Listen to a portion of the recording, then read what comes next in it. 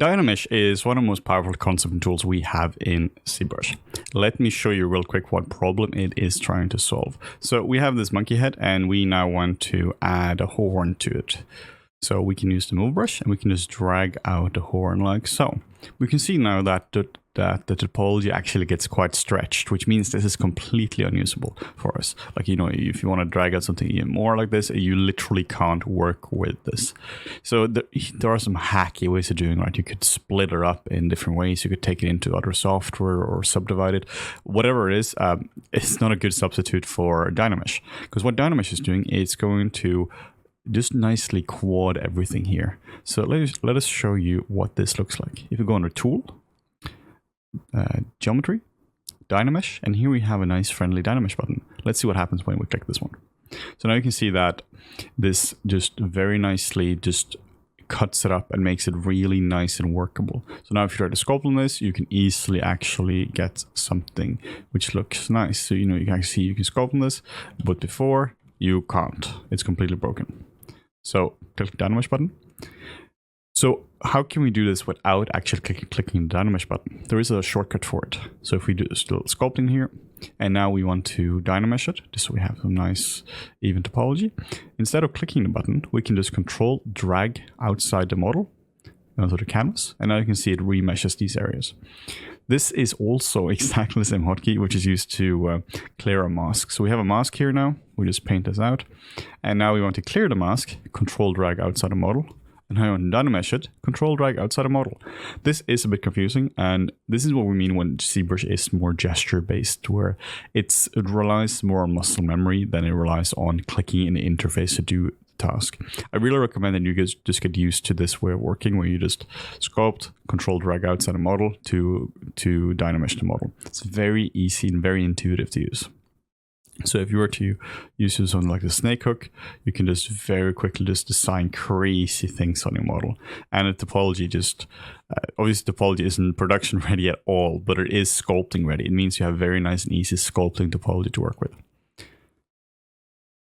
Now, let's see what happens when we do this. Let's see what happens when we increase the resolution. So we have a resolution slider here, and this just means we can increase the actual density of the topology we have here to create higher resolution. So let's try to increase this to something like 100, 120, and then we can drag it out, drag out, control drag here. You can see here though that nothing happens, and this is due to one of the quirks in Dynamesh, where in order for you to actually be able to Dynamesh, you have to do a teeny tiny little change to your model. You can literally just push up and pull like a single vert. There just has to be some change. You can't just increase and decrease the resolution. So let's see what happens now. So now our entire model explodes, and this is clearly not what we want. The reason though this happens is because if we were to look at the ears of this character, now you can see there is a hole here, and there's a hole here as well, so 3 holes here actually. And this is a very common issue you're going to be seeing when it comes to Dynamesh, where you keep sculpting the ears and they get so thin that whenever you Dynamesh now, the topology is basically on top of each other, so it creates really broken and really nasty topology, which creates the exact issues we just saw. So how do we fix this? Well, luckily this is incredibly easy to do. We don't really fix it by clicking a button or anything. We are going to be using the inflate brush, B-I-N, and the inflate brush, like we were talking about before in the brushes chapter, is this will simply just add thickness to things. So what if we just go over here and we just add thickness to it now? Now you can see that we have kind of fixed the issue. So let's do the same thing here. Obviously the sculpting isn't that nice, but it will go over and actually fix the issue. So then we just set the resolution slider down to something 8 or 16, and then we Dynamesh it again now. And now you can see that these holes have been fixed. So this is a really easy way of actually fixing the holes. And now we can set the resolution to something a lot higher. Just push it here.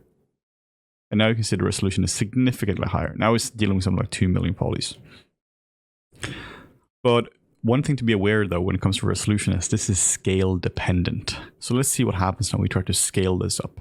If we just go under scale, hit the E key, then we can just scale it up like so. Let's set the resolution down to 8 or 16. So now we have 29,000 points.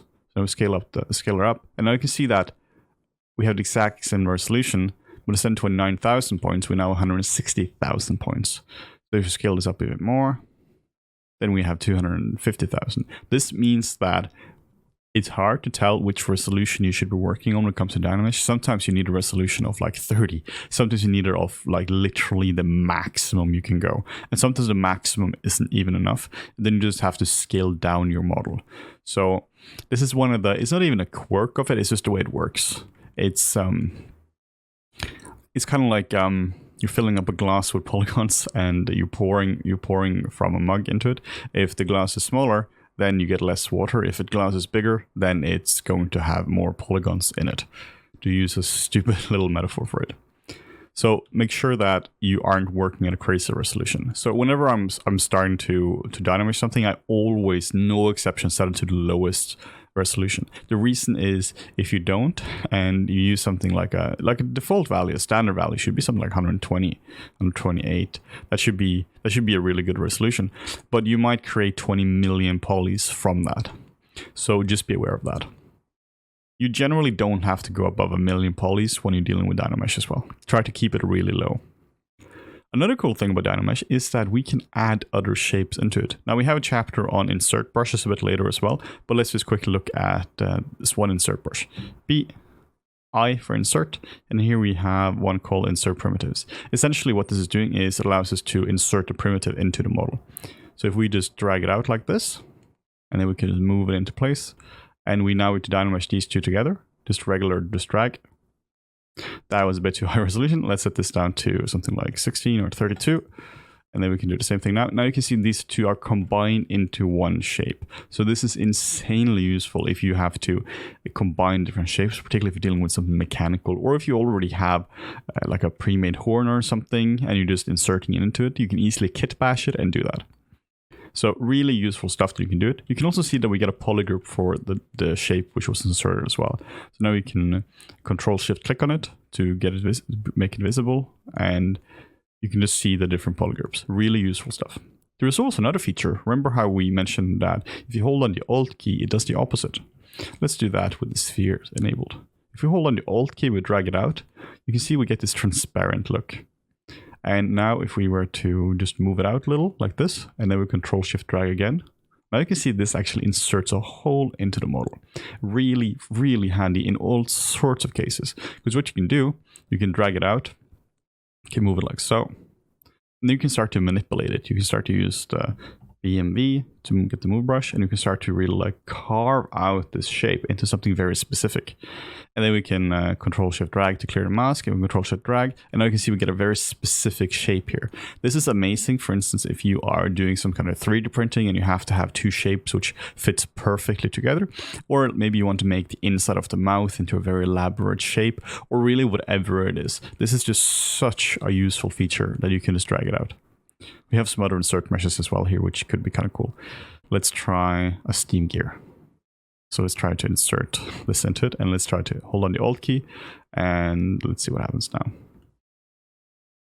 So you get these really, really cool mechanical feelings. Like try to sculpt this into it. That would be almost impossible. Clearly, you shouldn't throw mechanical gears into the artboard chimp, but that is a really cool way of using Dynamesh.